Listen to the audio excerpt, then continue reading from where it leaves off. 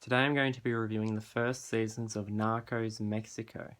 For those of you who've watched my previous Narcos reviews, you'll probably have expected this to be coming.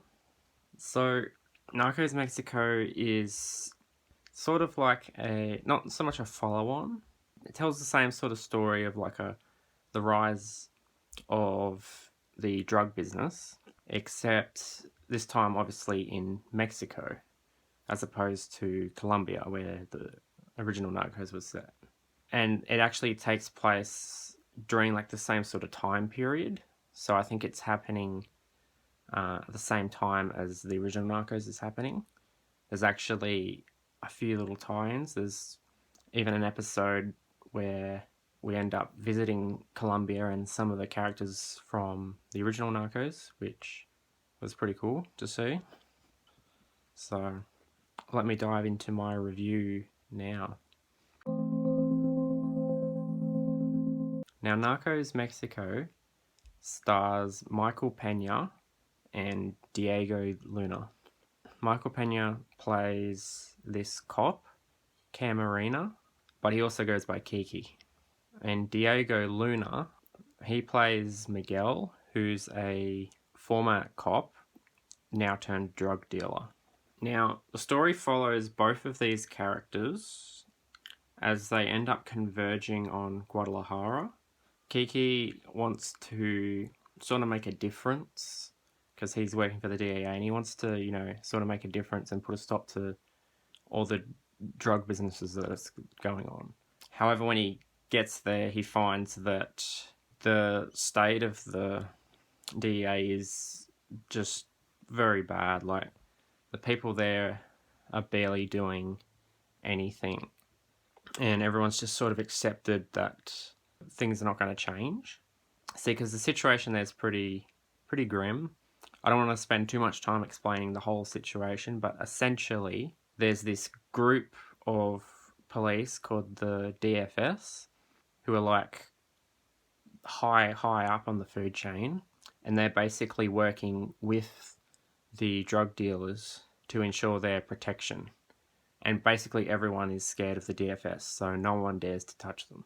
So the police just sit around, and every now and then they get thrown a bone just to make it look like they're doing something, but they're not really stopping any major threats or anything like that. Now, Kiki is immensely frustrated with this state of affairs and ends up going on his own to try and put a stop to some of the drug businesses that are running around. Meanwhile, Miguel, or Felix, he's working as part of this cartel, and it's not going very well. The army came in and destroyed all their weed and all that. Miguel's fairly low on the food chain, but he comes up with an idea, brings up this idea where they can move to Guadalajara.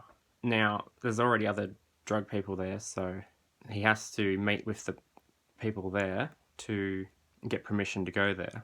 And there's this great scene where he gives his proposal to the drug dealer there, and then he's told to fuck off.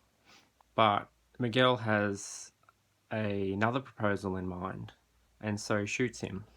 Now, he ends up playing his cards right and gets a meeting with one of the guys in charge of the DFS and actually convinces them to side with him because he's got a better way of making weed that is much more cost effective and allows them to transport much more of it.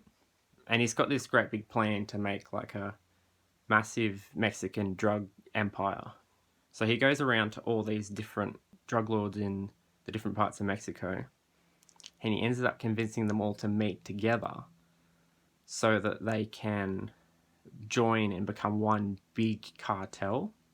Anyway, and everyone ends up meeting together, and it's looking pretty good until Miguel's boss ruins it all because he's got a personal vendetta against someone and he doesn't want to work with them.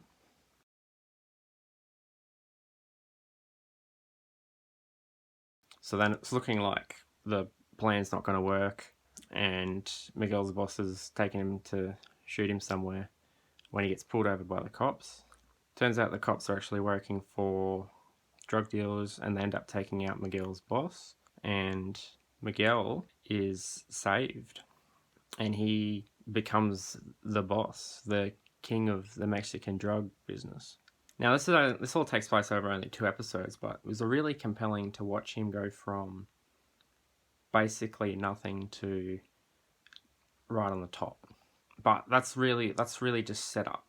The rest of the season, though, follows his struggle to maintain his power and maintain his grip on the situation, as he's dealing with the cops who are, starting to do increasingly more to work against him, specifically because of Kiki. But he's also having to deal with the DFS and even his own people, like wanting more and more cuts of the profit. And he ends up working with the Colombians as well to start transporting coke, which ends up causing its own issues. There's a lot of internal struggle going on in the whole drug thing between Miguel and his brother and the other drug lords under him, and some of the other people working for him. Now, the characters really are, I think, what makes this show good. There's an interesting sort of duality with Kiki and Miguel. They're both sort of fully driven and committed to doing what they're doing. But obviously, Kiki's, he's got a good cause that he's striving for. He's trying to, stop all the drug businesses and all that. Whereas Miguel is in charge of said drug business, and he's trying to make more and more and more money. We get to see the family lives that these characters have. Kiki's is a lot more healthy. He does, have a few disagreements and fights with his wife, but overall, he's got a pretty good relationship with his family. Whereas Miguel ends up slowly pushing away his family. Kiki overall is a very compelling character because he's one of the few characters who's genuinely trying to make a difference. Now, there's a lot of other characters that are working with him that do want to make a difference, but a lot of them just don't think it's possible, or have just accepted that the way things are the way things are. But Kiki really pushes to try and put a stop to the drug cartels and does solo investigating, and his efforts end up inspiring the other cops to start taking more and more action.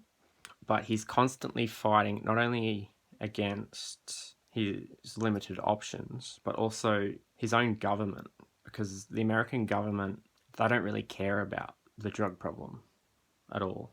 They're not really concerned with what's going on. So Kiki's not only having to struggle with catching the drug people themselves, but also struggle to actually find people to support him and who will actually help him with this task.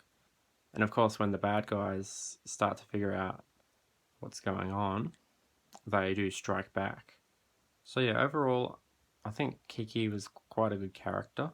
He's also got a bit of anger issues. He does get quite angry and frustrated, but considering the situation he's in, it's quite understandable. You can really feel his frustration. I think overall they did a pretty good job with his character.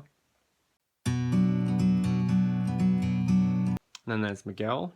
I don't think he's quite as compelling as Kiki, but he is a fairly interesting character. Just to see his rise up to being the king is pretty interesting in itself. And then you do see him struggle quite a bit throughout the series, trying to maintain his situation. It's actually quite funny. He gets jerked around a lot throughout the series, which is quite entertaining to watch. Now, apart from that, there are a few other side characters that have some pretty important roles in the story. Now, Kiki's got a few supporting characters that help him. First of all, his wife. She supports him a lot throughout the series.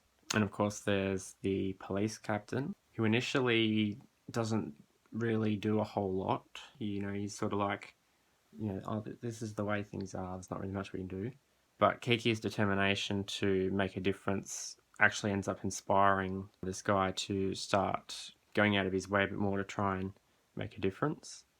And yeah, by the end, he's like Kiki's number one supporter. On the drug dealer end of things, there are a couple important characters. Neto, one of the drug dealers that was working with Miguel at the start. They were both working for the same boss. At the start, he's, you know, kind of an arsehole to Miguel, and he doesn't really respect him at all.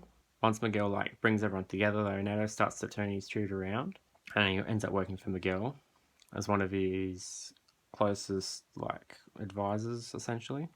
And then there's also Miguel's brother, Rafa. His whole storyline was a bit um, a bit odd. He essentially ends up falling for this girl, this random girl, and they end up together. But like, it's probably one of the strangest relationships I've ever seen, because they're always like high, and they're always like just doing crazy things, like shooting things, and just generally being very, very chaotic. To capture the level of bizarrety, I'll explain how they. So she's part of this like rich family or something, and they don't want her dating a drug dealer.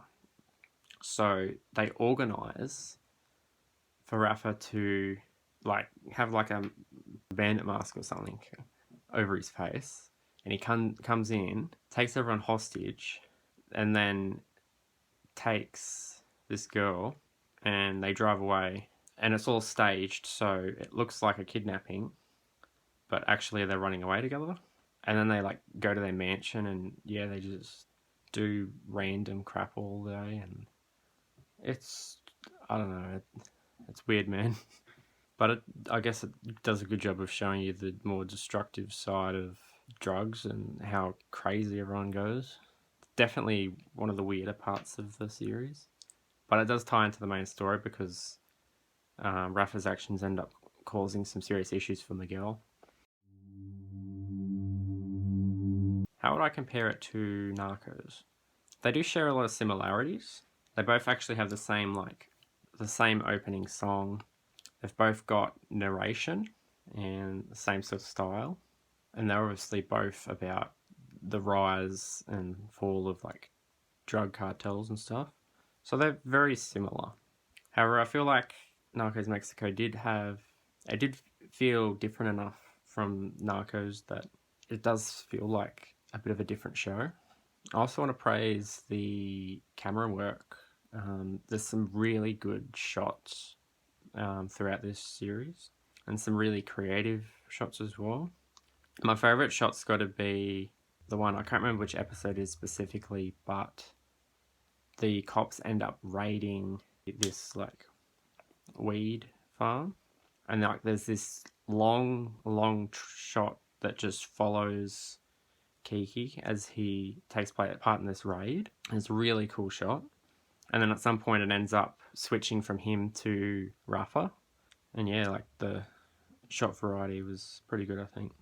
I also like the shot in the second episode when Miguel ends up finishing off his former boss. And it's like really dark, but you can see like the police lights just flashing against his face. That whole scene was pretty good, pretty well done. Definitely gave me some Sicario vibes though.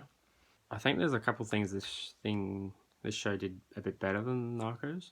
First of all, like, I think the family dynamics for the main character were better. I didn't really touch on this in my season 1 review of Narcos, but you had Steve Murphy and you had his wife, and there was sort of like a little bit of a family dynamic with them going on, but it wasn't like it didn't really have as much depth as it could have, I guess. And it was a fairly minor part of the series, which is why I didn't mention it in my review. But I feel like this season of Narcos Mexico did a much more thorough job of developing Kiki's relationship with his wife. Their dynamic was handled pretty well, I think. It was a lot more engaging, whereas Narcos didn't really invest me into the relationship between Murphy and his partner. Anyway, so that's my review of Narcos Mexico Season 1. I will, of course, be reviewing the next 2 seasons at some point. If you're a fan of original Narcos, I would recommend this one. It's pretty good. I quite liked it. And it's different enough that it doesn't feel like the same thing again. Anyway, that's it for my review.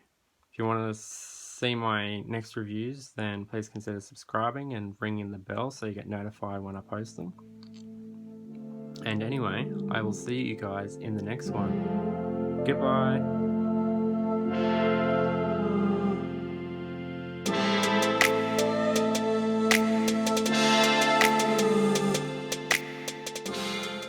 And then he ends up deciding to work with the Colombians as well to start transporting.